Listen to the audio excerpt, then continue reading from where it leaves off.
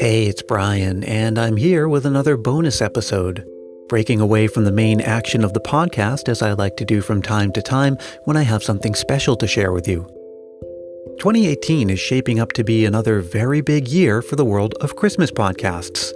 Is it the big breakout year? Well, only time will tell, but we've seen the runaway success of Deck the Hallmark.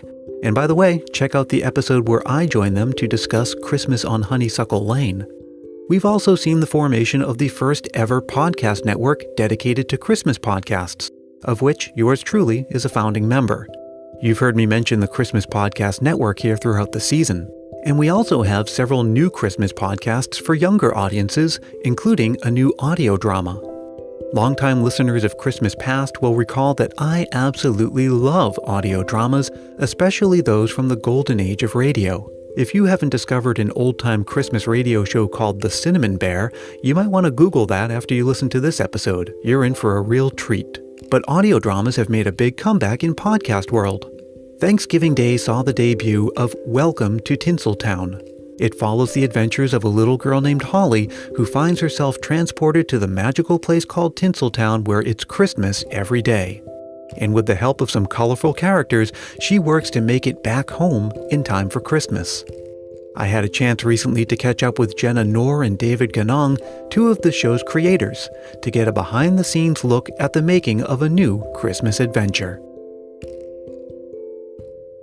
So tell me about how all this came together. Sure. So we were actually approached by our producer, Dave Kiney, who is a podcast producer, I guess. He owns his own media company now called Triangle Content.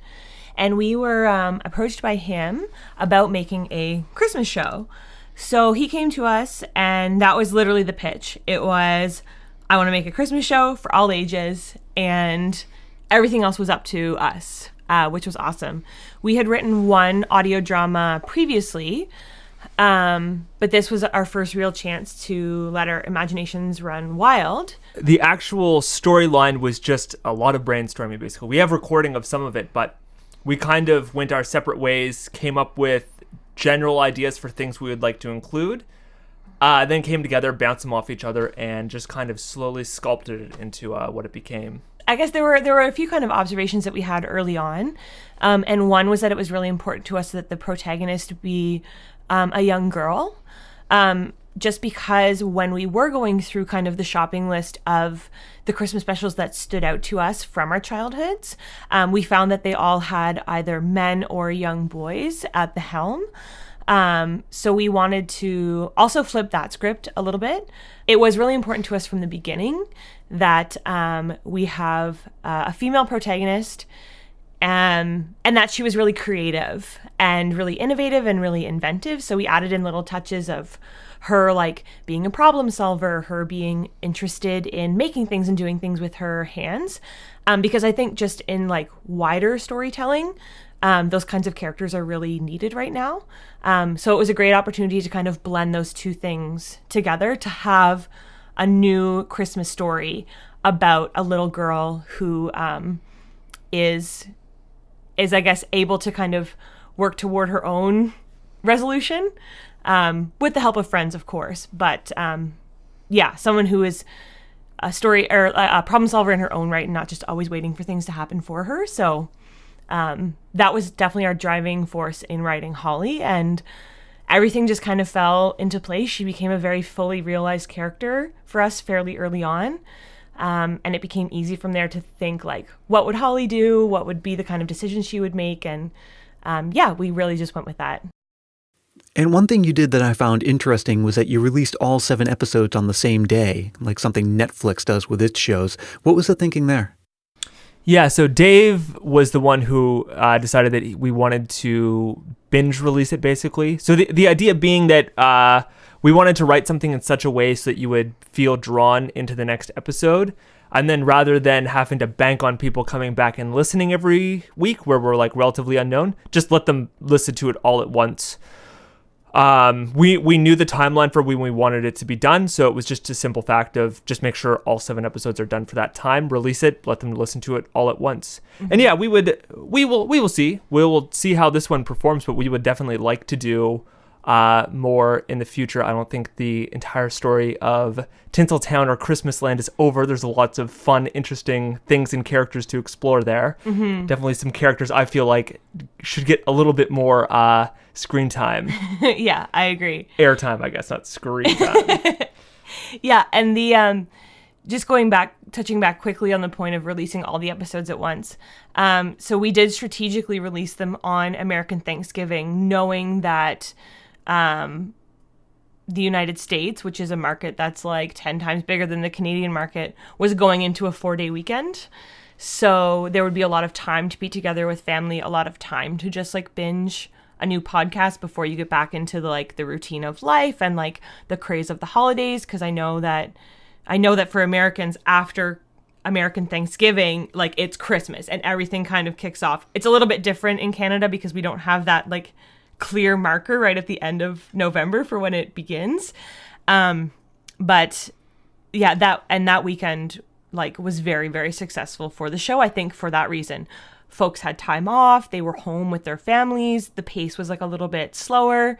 So it was, and that was actually Dave's idea to release it at that time. And I think it was like a very, very good idea because now that we're like in the Christmas season, we have, this really great audience who are now recommending it like beyond to other people. Like, oh, now I'm in the Christmas mood. That reminds me of this thing that I listened to at Thanksgiving. You should also go give it a listen. So, yeah, it's like growing all the time, which is crazy. It's been out for a couple weeks at this point, but we're still finding like new people who are coming across it, who are leaving us reviews, who are tweeting us about it. So, it's a very nice feeling, I guess, to know that it's, even though we did drop it all at once, it's still like in its life cycle, basically. It's still, people are still coming across it.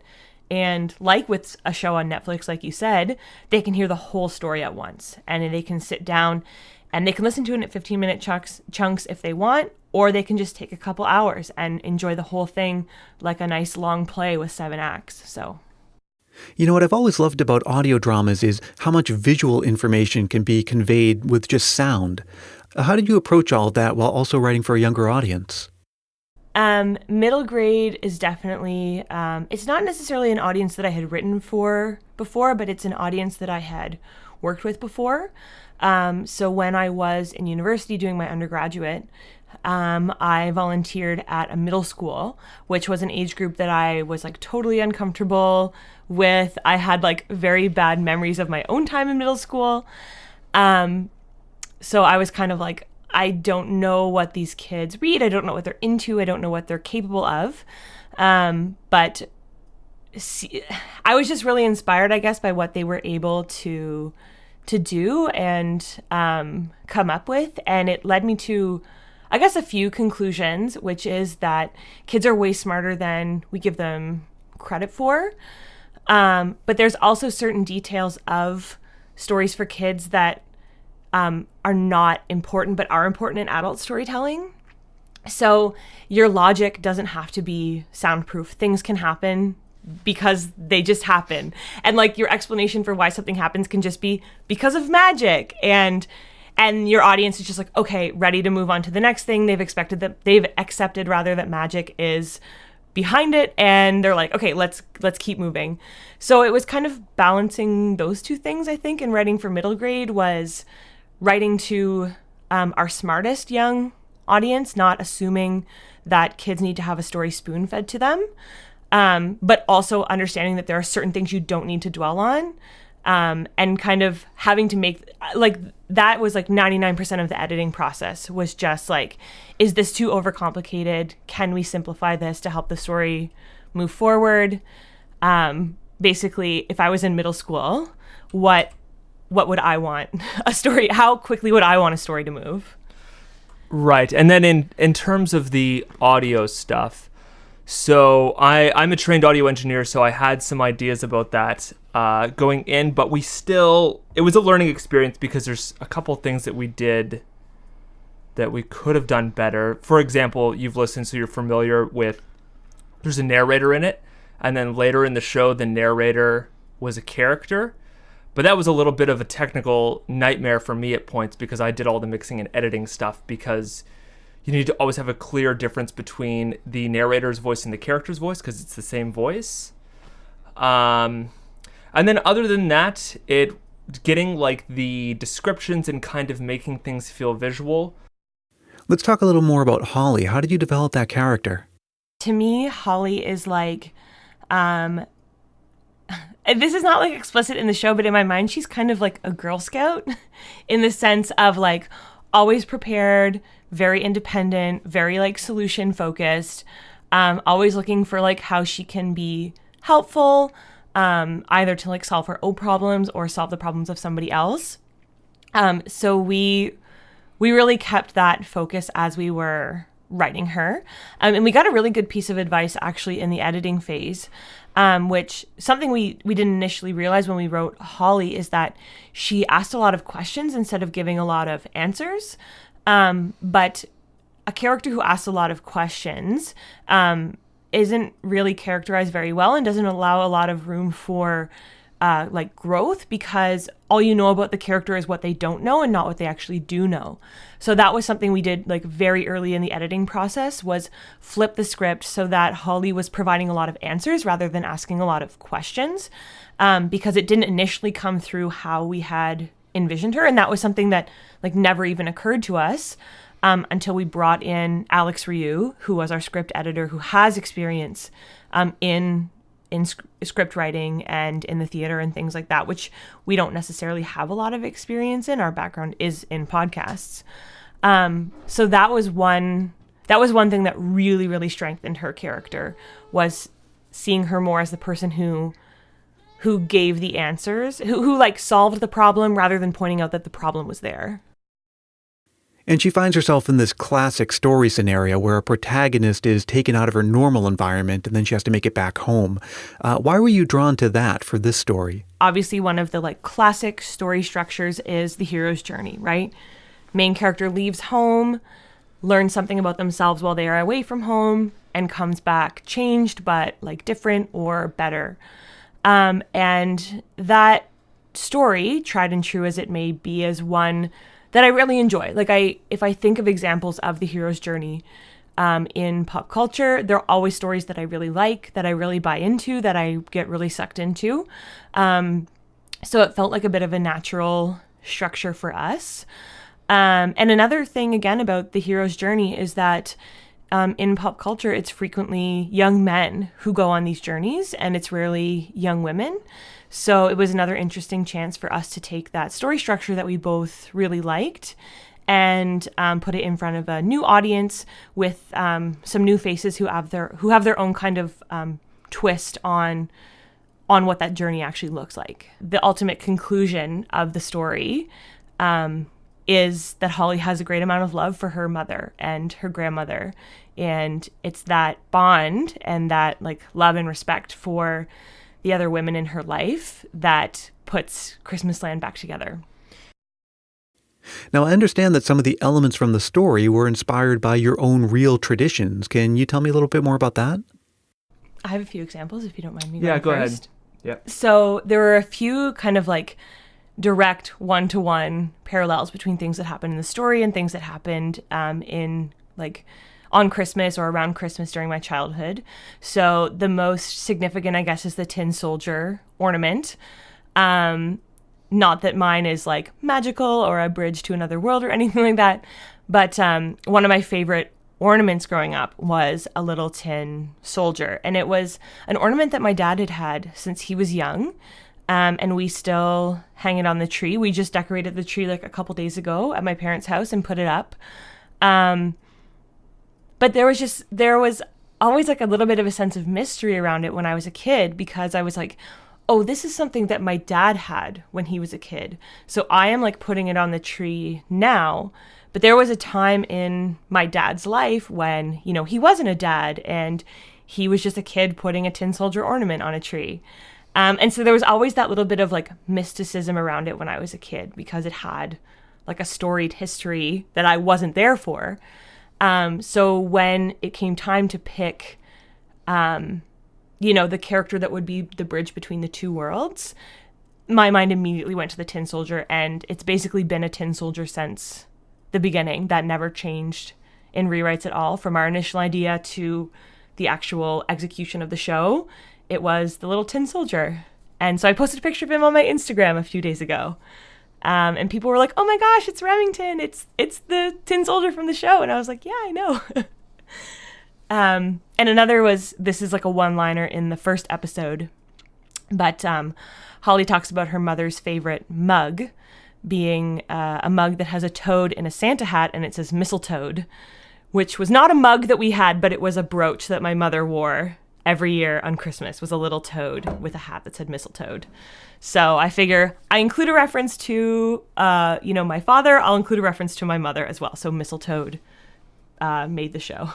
Yeah, and then I guess I didn't have any like direct ones, but a lot of the feelings of like in the episode where they're very, very excited on Christmas Eve and shaking presents and just kind of wondering what's going to come next, that came through. And then other than that, a lot of my preferred Christmas movies as a kid were like Rudolph the Red-Nosed Reindeer and Santa Claus is Coming to Town, those sort of like stop motion animation movies that are like very popular. So a lot of my ideas in writing and then also writing the music for it, I think were directly influenced by those. And I also understand that your hometown has a unique connection to Christmas. Yeah, so this was actually like an interesting parallel that we didn't realize until later. We were like, oh man, we have some big shoes to fill. We're following in quite some big footsteps. So we're from a city called Fredericton, New Brunswick, which is on the east coast of Canada. And there was a wealthy family that used to live here called the Odell family. And the patriarch of the family, Jonathan Odell, moved here from New York, and he was friends with Clement Seymour. So Clement Seymour, of course, famously wrote A Visit from St. Nicholas, which would later be called 'Twas the Night Before Christmas.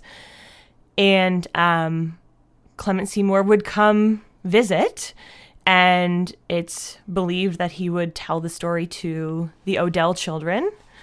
And the Odell family estate actually owns a manuscript of A Visit from St. Nicholas.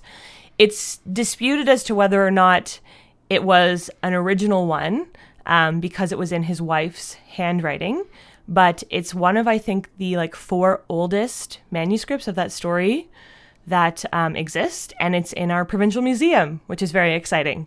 So yeah, every year at Christmas they bring it out and they put it on display, and like you can go see it for free. Like they put it outside the museum. You don't even have to have like pay admission to go see it or whatever. They want everybody to know that it's there, basically. And I've seen it, and it's quite cool actually. This like, arguably the most famous Christmas story that's still told, like, and is just so pervasive in Christmas culture, has like at least some part of its origins here in like our tiny Canadian city. So that was pretty cool. Well, Jenna and David, thank you so much for joining me today. Best of luck with the show, and Merry Christmas. Thanks, Brian. Merry Christmas. Thank you, Brian.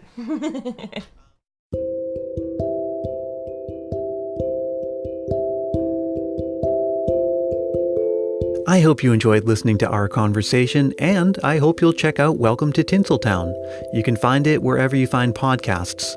Next time, we'll be back to the regular action of the show. Until then, let me remind you that if you review Christmas Past on Apple Podcasts, I'll be happy to send you a sticker and a handwritten note of gratitude. Just email me at christmaspastpodcast@gmail.com with your Apple Podcasts username and a mailing address. You can also contact me through the contact page at christmaspast.media. Check out the Christmas Podcast Network at christmaspodcastnetwork.com, and please join me again next time for another story from Christmas Past.